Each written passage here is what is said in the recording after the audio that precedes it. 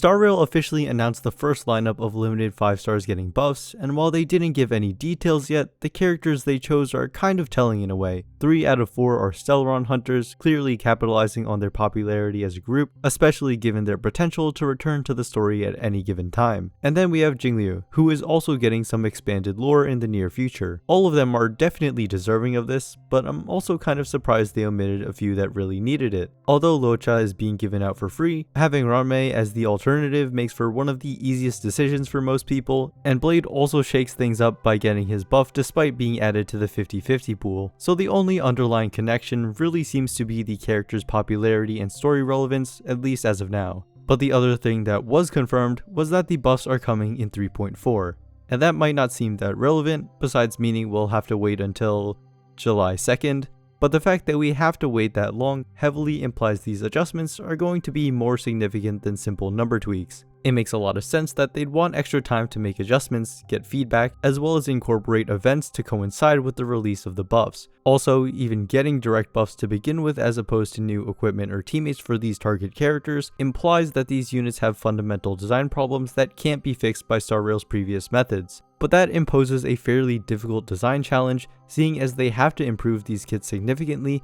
but ideally without changing the core identity that made players want to use them in the first place. I don't want to jinx it, but if these buffs don't actually get players using more diverse team comps and pulling on those rerun banners, it would be harder for them to justify doing more in the future. So seeing as it's been close to 2 years since these characters were initially released, what adjustments do these units need to succeed in the current game? Here's my thoughts and predictions for Star Rail's first set of character buffs. Jingliu is often pointed out to be one of, if not the biggest victim of power creep, given that newer DPS carries have far exceeded her in damage output, and she's never really had any significant buffs since she was released. But don't forget that around the time she came out in 1.4, she was easily the #1 damage dealer. She serves as a perfect example of why all characters, but especially DPS units, need to have more to their designs than just raw damage through stats. Jingliu's talent makes it so that when she gets 2 stacks from her regular skill, she enters an enhanced state to get a massive 50% increased crit rate, and her skill becomes enhanced to do more damage and hit additional enemies by consuming a stack. Factoring in the free stack she gets from her technique and ultimate, 2 forms of built-in action advance, an additional 180% attack from her talent, and the fact that her enhanced attacks cost no skill points, on paper she has so many strong points. But at the time she was released, that was pretty much as strong as she could possibly be in the game. One somewhat minor annoyance when using her skill is that sometimes you'd end up wasting turns of buffs on her unenhanced skill, which seemed like it would be less of an issue with the introduction of stronger supports that have 100% buff uptime with ease. Except each one of these characters has specific teams that make way better use of their additional utility, which don't include Jingliu. So of course the teams with intentionally tailored supports would be stronger, but she realistically never even had a chance to receive a similar partner of her own because there's nothing unique about her kit that can be elevated with the help of another unit. She just deals normal crit damage, and her skill point friendly nature wasn't quite enough to put her ahead, so any character that might have been considered an indirect buff for her only served to widen the gap between her and other DPS units. The one unconventional thing she has is that her enhanced skill consumes 4% of every ally's max HP to raise her own attack with a max cap, and that's what they use to ensure her signature light cone kinda sucks on everyone else. But not only is the mechanic hyper-specific and such a relatively minor part of her overall design, but it has an upper limit that is already achievable with your average fully built team. So even if they wanted to, they could have never buffed around this part of her kit before. One option could definitely be to increase or even remove the cap entirely, but I don't think she'd really fit that well on an HP scaling focused team, considering she isn't one herself. I honestly feel like the best course of action at this point would be to introduce something entirely new to her design to give her a more defined niche that can actually be built around. So another idea I have for that is that Jingliu can accumulate another type of passive stack every time her action is advanced, and once reaching a certain amount of stacks, she gets a free usage of her enhanced skill. This would additionally synergize very well with the action advances in her own kit, letting her maintain her peak DPS for longer. This would also help a bit with her buffs expiring problem, as each would be getting more value by her not having to use her unenhanced skill as much.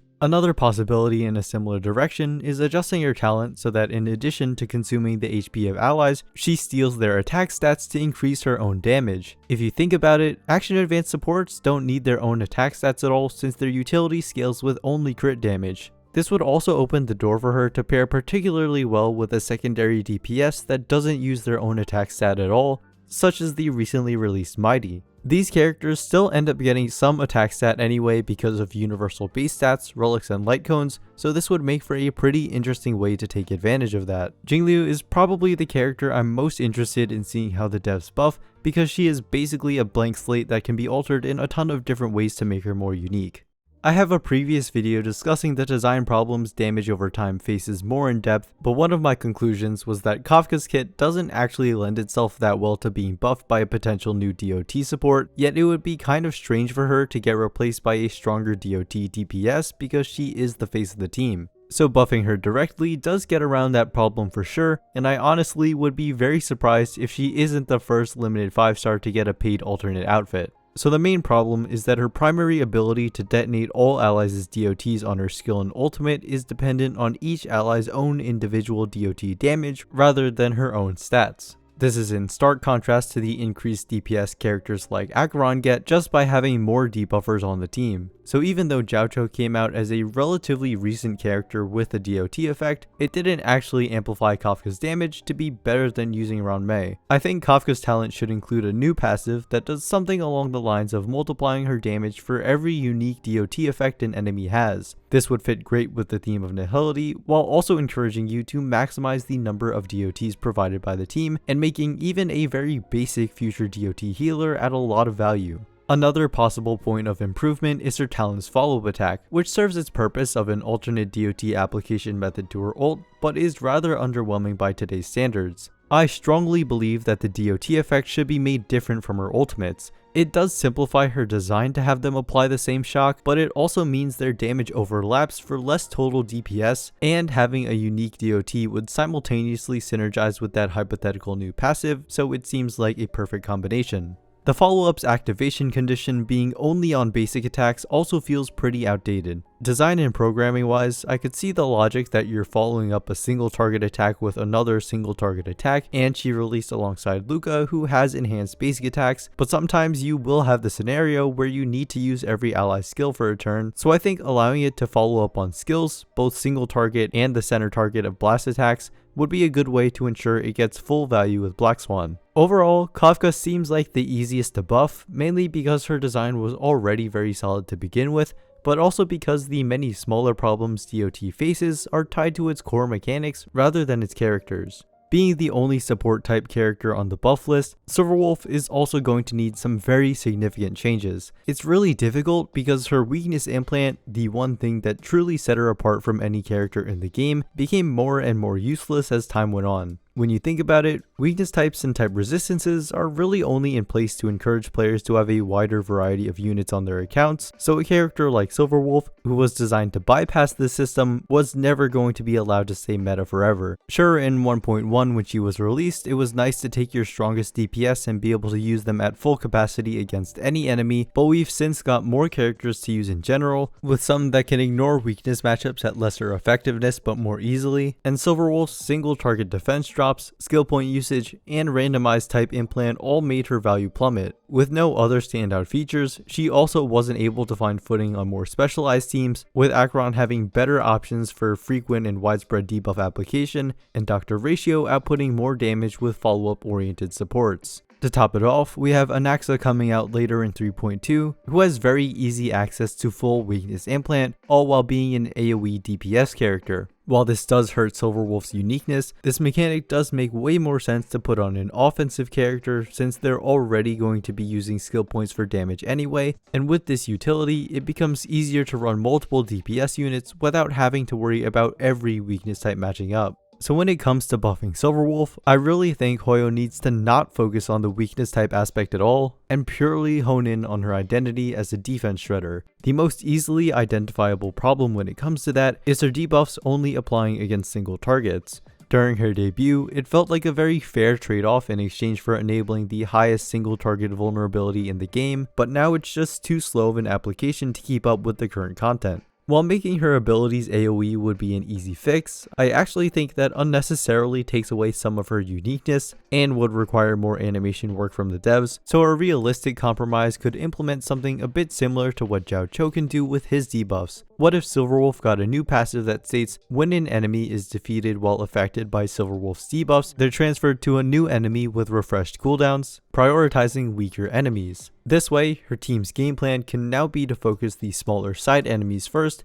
and after they're defeated, the main enemy will already be stacked with all 3 of her talent's debuffs. This change would definitely increase her general usability, but it still doesn't really help her find a best in slot team. I haven't mentioned yet that there is another thing which sets Silverwolf apart from other characters, which is that she can apply the most unique debuffs in a single kit. A whopping 6 normally, with another on her second Eidolon, and potentially another with a light cone effect. This is a huge step up from the second place Nihility characters that have 3 at most without light cones, but this property goes pretty much unused. Dr. Ratio is the only one that gets some benefit from it, but it's rather limited. I think Silverwolf would have much greater longevity if she got scaling utility based on how many debuffs enemies have, such as energy restoration to the team when attacking, making her synergize with DPS characters and other supports who have high amounts of debuffs. This would also create a distinct separation from Acheron's teams, which favor more actions of debuff application as opposed to debuff count. Silverwolf is one of my favorite characters that had very little hope of receiving significant indirect buffs, so I really hope Hoyo is able to carve out a better niche for her. I honestly didn't expect Blade to be getting a buff first, not because he's strong right now, but because the ideas behind his design aged much better than everyone else's in this video. I've mentioned a lot that early characters had very little room for growth compared to the modern releases, which have easily identifiable points to buff around when needed. However, Blade's follow-up stacks generating when he loses HP from any source, including his teammates, allowed him to get a pretty unexpected bump in usability when Jade released, seeing as her skill consumes 2% of an ally's max HP every time they attack. That's why I had felt pretty confident about my old video I made on how Blade could be indirectly buffed further with the addition of new HP scaling supports. Well, now we are getting more HP scaling characters, but they don't exactly synergize with Blade as well as I'd envisioned. But I suppose since this new team archetype seems like it could be really strong already, any indirect buffs to Blade would likely help these new units stay ahead of him rather than let him catch up. Direct buffs would be a way for them to ensure only Blade is getting buffed, while also taking the opportunity to adapt him to this newer style of HP team they're going for. One of the things I could see getting buffed is how he generates stacks for his follow-ups. He only gets 1 every time his health goes down, which makes him very distinct from Mighty, who scales greatly with the value of HP lost, so Blade's talent inherently encourages him to take more enemy hits, despite not having increased target probability or taunt. They could buff this specific aspect, but I feel like it would be better to pivot away and encourage the stronger team synergies that now exist by making it so HP consumption from any source generates additional stacks while taking damage remains the same. Increasing the frequency at which he can launch follow-ups not only ups his damage potential and healing, but gives him additional energy to use for his ultimate. His ult is pretty important to his kit because he can use it to heal up to half in a pinch or just use it for the damage and stacks. Besides straight up making his numbers higher, an interesting way they could buff all of his damage is by replacing the minor attack scaling on his attacks with a passive that converts his attack stat into bonus HP. The reason he had it to begin with was to ensure the stats he gets from equipment are actually used, but his HP scaling is still much higher, and changing this to give him an even higher HP stat would not only help his survivability, but his synergy with other HP scalers. For example, Treebee's 4th Ascension Trace gives her more HP and therefore more damage based on the total max HP of all allies. I think it's good that he's set apart by generally being easier to build than most characters, so this would push that even further. The last change I'd make is to adjust his incoming healing buff to apply all the time and not just when he's less than 50% HP, because Blade doesn't actually benefit from being at low HP, meaning there's no reason to not keep him healthy. This change would help achieve that, especially if they were to increase his max HP. And honestly, that's all I have for Blade. He doesn't have glaring flaws to his design in my opinion, so more straightforward buffs would go a long way for him in particular. So that's all 4 characters. I'll see you guys in July to find out if me and the Star Rail devs have similar thought processes, or the more likely outcome of me being completely off with all of these. I hope you found this video to be interesting or insightful. Subscribe for more Honkai Star Rail discussion videos, and as always, thanks for watching.